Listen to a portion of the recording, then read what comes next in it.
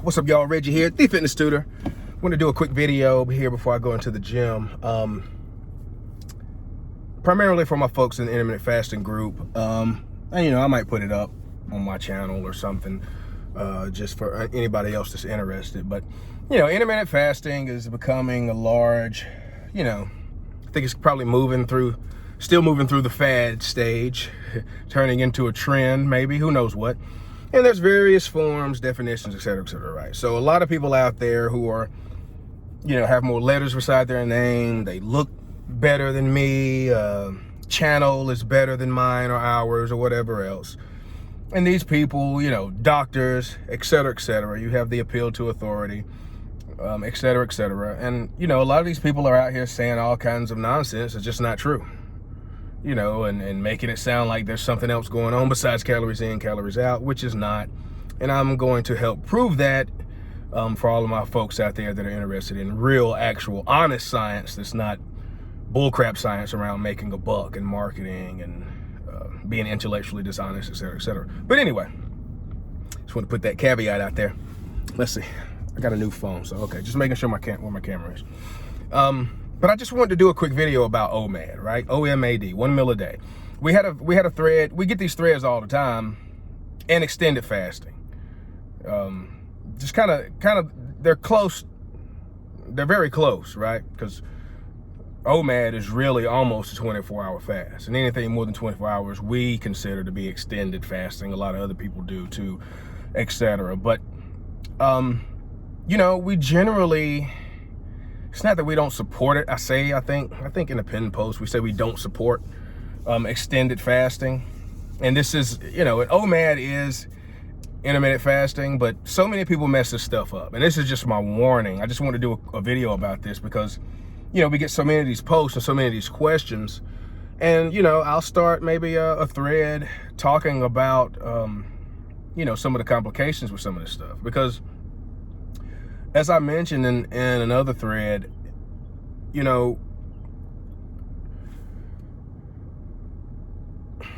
people want to lose weight so bad and so fast. Like, you have to understand that eating and consuming food and drink and water, et cetera, is how we get our nutrition. And even well-known good brand vitamins, it's really up in the air as to the absorbability and functionality of a lot of those. Now, some things are obvious, like iron, etc. But you have to eat to get nutrition, folks. So, and for a lot of people, OMAD is going to be automatically an unsustainable thing. So you're not really learning how to have a sustainable eating pattern. Some people, it is. Some people are just fine and they're great with it. As far as I'm concerned, for most people with the goals that we generally like to put out there and adhere to, being able to have a robust physical activity, quotient into your life, it's going to be very hard to get all of the, especially the protein, but all of the nutrients that you need in one plate, one meal or one eating or whatever. Some people can do this. Some people can't. I'm not a person that wants to be overly stuffed. I get pretty full here and there. I don't like eating a lot of food in one sitting, depending on what it is. But the most important thing about this is, and let me just cut to the chase because I don't want this to get too long here. We're at 4 minutes already. The main complication I think I see with this stuff is what I talk about time in, time out, over and over again. And that is screwing up your electrolyte balance. Because namely aldosterone is one of your main hormones that helps regulate your sodium and water, right? And thus, that also affects potassium and your other electrolytes. So the thing is, it takes roughly around a day, half a day to a day, depending on you and your body, what you're doing, how active you are, etc., for your body to kind of catch up to realizing what's going on as far as typical changes in sodium and fluid intake.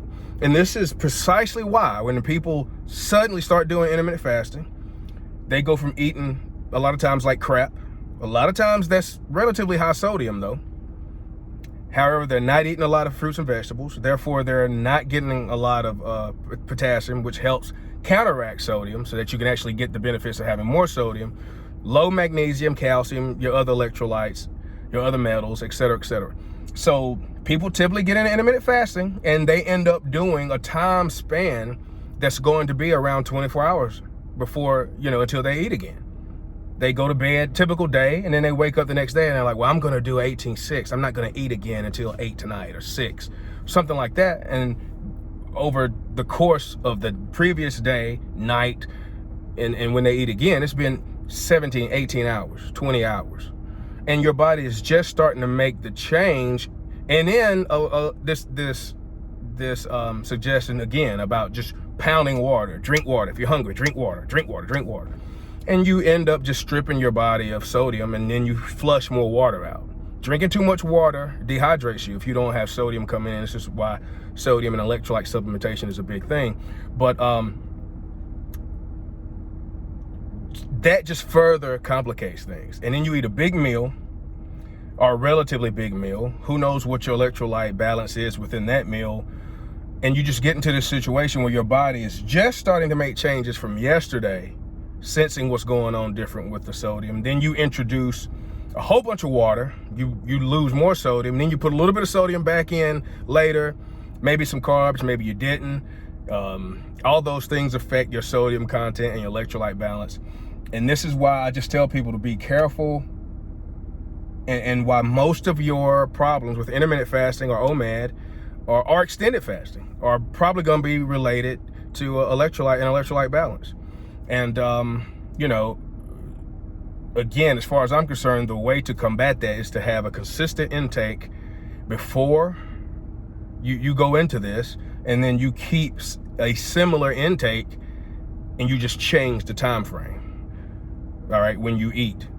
So, and that's what technically intermittent fasting is supposed to be, as far as what true science minds are going to tell you. You still should have protein, fat, and carbohydrate and calorie goal and get in your macronutrients. The same that you would get in is if you didn't fast. And for a lot of people, that's 2,000, it's 1,500, 2,000 calories in one meal, or over the course of 2 or 3, 4 hours. And that's hard for some people to do, and they just don't do it. And then you end up having the complications from not, you might have been consistent before, and then you're not consistent. You might have a good diet, but it's still, you change that electrolyte balance, and over the course of a day, day and a half, you start having these problems. And especially if you're pounding water all day. I'm not a fan of that. I've said that a million times in the group. But anyway, I just wanted to do this video. We're 8 minutes. Don't want to make it too long, but just be careful with this. Again, read the pinned post, go through the file section. We got a few things on this. I'm going to start doing more videos and, helping break down some of this stuff a little bit more. But I just want to do a quick video before I go into the gym. So, all right, love, peace, bacon, grease, donut, yeast. But to the least, stop the madness, please. Fast forward and, just be consistent. And, it doesn't happen overnight. You don't have to be perfect. You don't have to be a perfect faster. You don't have to hit some specific time frame of fasting to have autophagy. People are listening. I've done several posts on this in the file section. We have a video on it on the channel.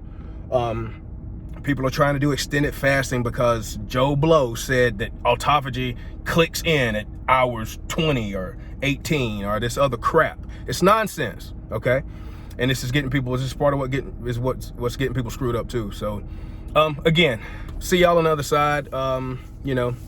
Just be careful, be smart, do a little bit of due diligence, research, read around the group, and realize how this is one of few groups that's gonna try to have our act together when it comes to real, truthful, honest information on this, because we're not leading the charge with trying to over sensationalize crap to get you to come back to the channel. We want you to come back to the channel to have well thought out, well explained, well documented information. So, and we have that in the file section already. So anyway, see y'all on the other side. I'm get ready to go work out. All right, peace.